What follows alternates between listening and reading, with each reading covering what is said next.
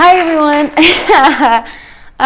It has been a long week. Welcome back to my channel, Dana DeGrazia is Not Graceful. If this is your first time, thank you for coming. I know you're going to enjoy this video. And if you're one of my loyal subscribers, thank you so much. I'm getting such good responses from you guys. Maybe it doesn't show so much in the comments, but I even had shout out to the guy who sent me an entire sort of page of help. Just really discussing it with me, really excited about helping me. So I really appreciate everyone who's out there that watches me thinking she's gonna get big one day, because that's the goal. But really, I struggled actually to figure out what I wanted it to be. I have sort of a list that I'm working on as far as what I want the next thing to do. And this one actually wasn't on the list. It's sort of impromptu, but it came to me while I was just sitting chilling, and I realized I really wanted to do this topic. So this is something that's kind of an extension of a video I've done before, a get to know me video, but instead of just the general get to know me, it's more of how I ended up in Africa, how I ended up in Kenya specifically, I guess.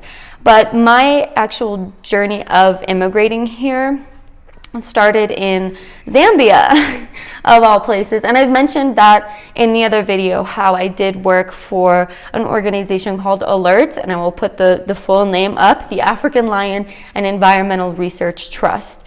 So let me give you the whole story of my experience in Zambia, right? Oh, also, thank you for dealing with me being fresh-faced. I love you guys so dearly, and I'm not going to put on makeup for every video. You're going to get the organic Dana, if you will.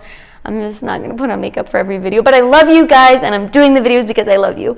But so to start the journey, I mentioned this before. A lot of these things are a little bit of repeat, but also, details. I graduated high school a year early, and I have known from a very young age that I was going to do something along the lines of environment. At least that's what I believed sort of at the time. Obviously, that's not necessarily what I'm doing now directly, but that's what I wanted to do when I was really young.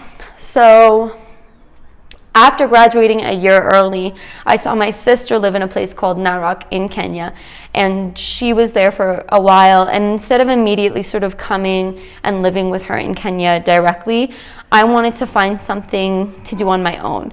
A lot of people do the whole backpacking through Europe thing. I never really had an interest in going to Europe. Africa always called me, And so along the lines of maintaining what I wanted to do at the time and maintaining where I wanted to go, I chose to go into the ALERT program. And another aspect of this video that I do want to help someone is, if you're in your early 20s, maybe fresh out of high school or something, be you, local in Kenya or in Africa or abroad, maybe, my struggling through my early 20s, story could help you. But I graduated high school, and I remember thinking college was never for me. Going to university, going back into school when I already worked so hard to get out of it so quickly, I thought to myself, I was like, God, is this really something that I want to do immediately? So when I went into the ALERT program, I was so excited. And you guys, this was something that it was exactly what I wanted to do. It was exactly what I needed to do, because I thought what I was going to do with my life was down and dirty, hand-raising animals, really sort of the stereotypical dirty hippie environmentalist kind of thing. But so this is what happened. So I traveled to Zambia, right? And number one, I flew through an airport that was technically a military airport. This is how you know that my dad is one of the most, I don't know how he does it. Okay, so I'm flying through this airport, and it's a military airport, and you even hear stories of tourists attempting to take photos there, and they get shot or something. It's a very serious sort of even environment and air to the place. But so I'm alone, 17. I had a super long layover there, something like 5 hours that I just had to wait out, right? And so I was like wandering around trying to even find like the bathroom to this place. I know nobody, okay? Alone entirely at this military airport. And a random man comes up to me, hands me his cell phone and says, "Hi, are you Dana?" And I go, "Oh my God, I'm in trouble. Like I fucked up. Someone saw me do something," right? It's my father on this man's cell phone, all right? Somehow, some way, he called this airport, got the personal line of one of like the managers at this airport. "You fell, ah!" He got the personal line of the managers at this airport, right? And I'm sorry, it's gotten a little darker. And it's wild to me. Okay, so he called his cell phone, told this man to just walk around and find me. Just walk around, you'll see her, you know, she's easy to spot, you know, she sticks out like a sore thumb kind of thing. So this man comes up to me, hands me his phone, and it was really just my father checking on me to see if I was okay, right? Over time. Hi. Okay, sorry. My phone fell. Okay, just to tell you a little bit of something, because I'm very tech savvy and have so much money for a phone stand, even not even a camera. But I'm actually balancing my phone, and this is how you know that I was such like a geeky biology nerd. One of the books that I'm balancing my phone to record this video on is The Behavior Guide to African Mammals.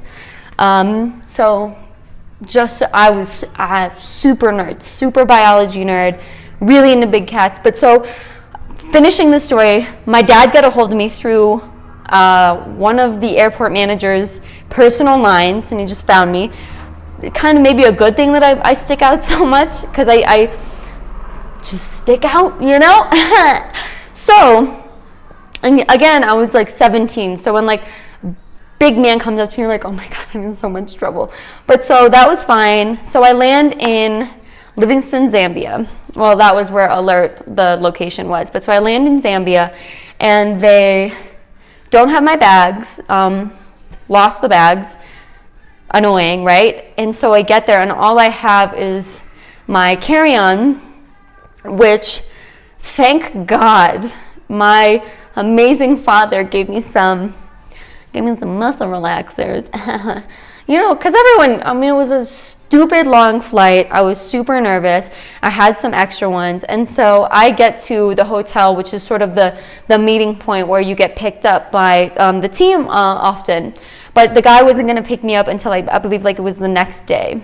So I got into my room. I called my dad like long distance, probably cost like $500 or something. And I'm crying, my bag is lost, I felt so alone, everything. And he's like, "Listen, just take a pill, relax, you know, be cool." So I took a pill, and the phone call kept going. It was a long one as he's trying to calm me down. And I remember, honestly, being stoned to the bone and talking to a lizard that was in my room. Not even like I didn't know that I was talking to a lizard, like I like thought it was a normal thing, but like I think just seeing that little lizard crawl around like inside of my room with me really just sort of had me feel the most alone I've ever felt. It was like the next month, because I was in Zambia for a month, was so daunting. And the only thing that I had to comfort me, like the only other living thing I had, was this little lizard. I also had my stuffed lion, Augustus. Yes, I have a stuffed lion, who I bring on all my trips. But so, shut up. The only other living thing I had was this lizard. And it was, I'll never forget like that hour with that lizard. But wherever you are. So I get picked up by one of the managers, South African guy.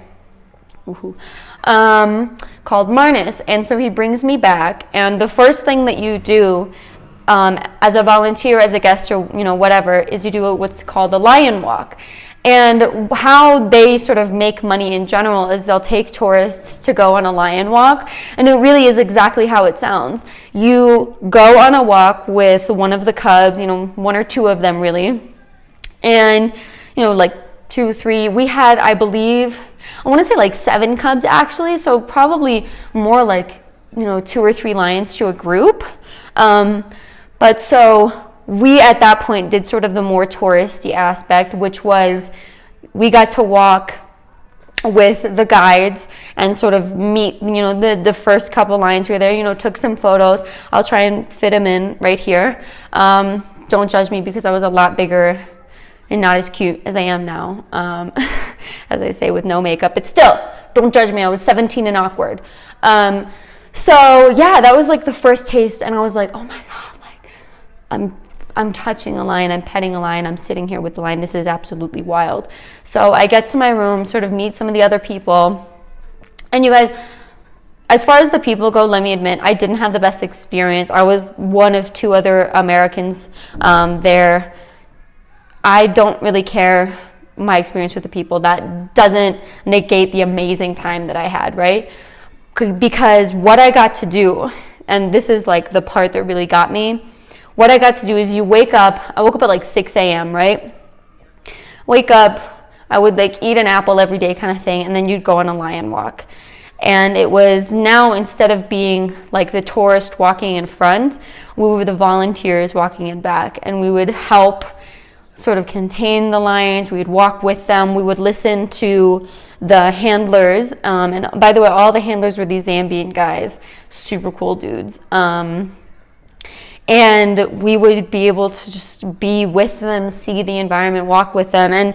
And the ones that we had in Zambia were 12 to 13 months old. And you can be around a lion outside of an enclosure up until like they're 18. Because when they're 18 months, that's when they like become big enough to be a threat. And so how alert really works is they have 4 different steps. So long story short, you work in step 1 with the lions. They age out of it. They go into step 2, and they get in a small enclosure, whatever. You obtain the lions. You work with them until they're 18 months old. They go into a smaller enclosure with less human interaction, and then the final stage is they actually get released back into the wild. And at least at the time, Alert is the only program that's doing something like this process, where it does actually intend to have the lion go back into the wild. So other than going on the lion walks, which were obviously the best things that you could do, you would do things like prepare their food, like you'd cut the meat up and you'd feed them, which was an absolutely wild experience. And then you would do things like you would do like research, because at the time we had some lions that were out into the reserve, out in the wild, so to speak. And so what was super amazing there is myself and another volunteer were actually the first volunteers to experience like a hunt that was happening. And we didn't get to see it visually, but we could hear it happening. And so that was really awesome, because the next day, one of the researchers came back and said that they found like the carcass of the animal that was being hunted. So I felt like a lucky charm in that way.